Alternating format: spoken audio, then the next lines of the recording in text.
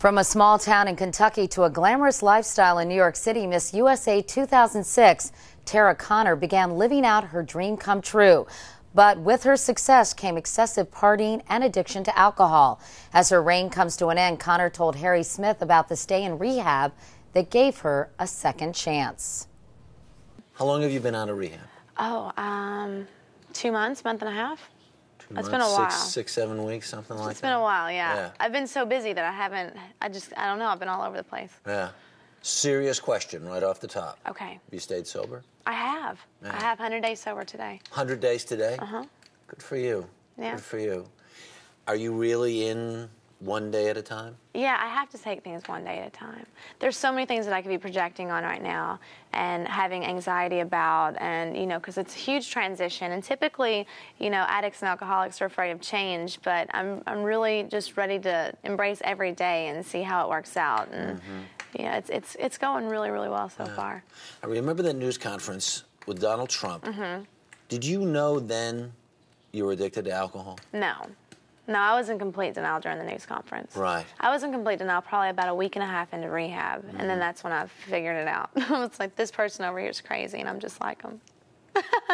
Person sitting next to you. Yeah, we all had the same story, I mean, it's all the same. It is all the same. Yeah. When you have so many people around you that have been through the same experience and had the same, issues, and, they can sit there and say, you know what, I have an issue. It took me so long to just say, I have a problem. You know what? People want this to be real for you, and people want you to be better. Right. But this is the celebrity, sort of excuse of the day. I drive my car into a tree, and I'm going to go to rehab, or, fall off the way.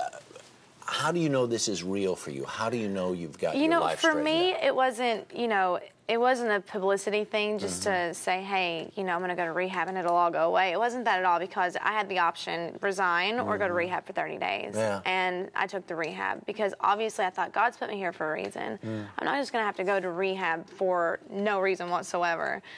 So while I was there, I realized how unmanageable my life was. I mean, it was so insane, the way I used to be. I was very manipulative. I was, I lied a lot. I had these masks that I wore everywhere I went, like a different mask for a different day. I was a one-person act. And it just, ever since I've been sober, it's been 1,000 times better. How do you stay straight? How do I stay straight? Well, of course, you have to take it one day at a time. Yeah. I say my prayers in the morning when I wake up, and I have daily meditations that I read, and I do a 12-step program. And why do you think Donald Trump took a chance on you? I think that he has a brother that suffered from alcoholism, and he understood what I couldn't understand. And a lot of people don't understand anything about alcoholism or addiction. Yeah. They think it's a disease, or they don't think it's a disease. They think that it's just something you have an issue with. You have go a to character rehab. flaw. Right, and they think, okay, well then eventually, you'll go to rehab and you'll be able to control your use. It's not that at all. I can never pick up again. Yeah. I can never pick up again. Because if I do, I'll end up dead. It'll end up killing me. Or I'll end up in jail or something. It's a pretty serious realization for somebody who's 21 years old. It is. It's very sad because, because the addictive nature and the gene that makes you, it's a physical craving. If I put it in my system, any kind of form of alcohol, drug whatsoever, the tiniest bit will make me crave more and make me crave more, and then my thinking will become distorted, and it's just, it's a process. My disease is still progressing, although I'm not picking up. My disease is still growing and growing and growing. There were people, when Donald Trump gave you this second chance, there were people who said, she doesn't deserve it. Right.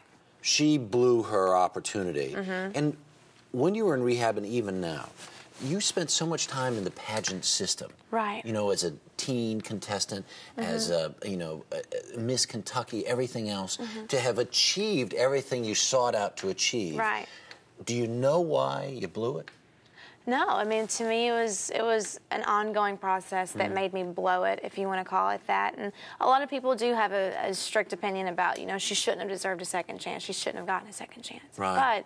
But, the thing is because of these stigmas that are attached, I've had people ask me every day, do you think you tarnished the crown? Well, maybe I did. But the bad thing about that is if everyone thinks of alcoholism and addiction, or the disease in general, as a negative thing, no one's going to want to go get help. Yeah. No one wants that stigma attached to them. I'm an alcoholic or I'm an addict, Every time someone asks me that, it really upsets me, because I'm thinking, a young person that has an issue that's not telling anyone right now Lord just heard knows there you are say plenty that. out there. Yeah. Exactly. Yeah. Exactly. They heard you say that, so therefore they're going to be afraid to come out and say, you know what, I need a little bit of help. Because you can't do it by yourself. So, I mean, it's a really, really hard thing. I mean, that's something that I want to try to work on. What's going to happen to you now? What do you want to happen to you now? Sky's the limit, you know? I mean, I wanted to stay in New York, but now there's all these wonderful things popping up in LA, and I'm thinking, I'm just going to jump back and forth, But, you know?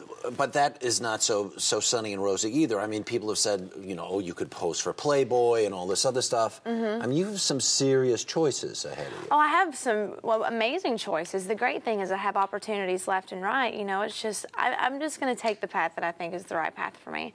You know, I want to try a lot of things. There's so many different things that I want to do before I'm finished, and before I retire, before I'm done, you know. And where are you going to be 1 year from now? 1 year from now, clean and sober, God willing. You know, I don't know.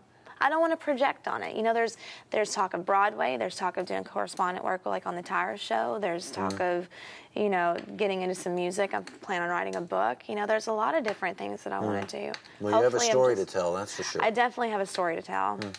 This is true.